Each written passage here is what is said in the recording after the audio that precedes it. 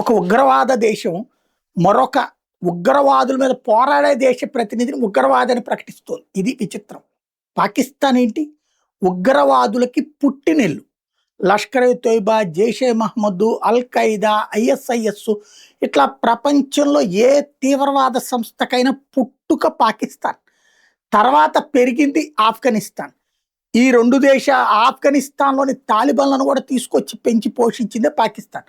ప్రపంచ తీవ్రవాద సంస్థలకు పుట్టినిల్లైనటువంటి పాకిస్తాను ప్రపంచంలో యెమెన్‌లో ఉన్నటువంటి హౌతీలు, లెబనాన్‌లో ఉన్నటువంటి హిజ్బుల్లా, పాలస్తీనాలో ఉన్నటువంటి హమాసు, ఇరాకు, సిరియాల్లో ఉన్నటువంటి Islamic resistance force, Islamic jihadist force ఇట్లాంటి 5 తీవ్రవాద సంస్థలని ఎదుర్కొంటూ ఆయా దేశాలతో పోరాడుతున్నటువంటి వాళ్ళకి ఊతమిస్తూ నడిపిస్తున్నటువంటి ఇరాన్‌తో కూడా పోరాడుతున్నటువంటి ఇజ్రాయెల్ ప్రధానమంత్రి బెంజమిన్ నెతన్యాహు అంట ప్రపంచ తీవ్రవాదని తీవ్రవాదుల పుట్టింటికి పెదతండ్రి అయినటువంటి షాబాజ్ షరీఫ్ ప్రకటించడమే విశేషం.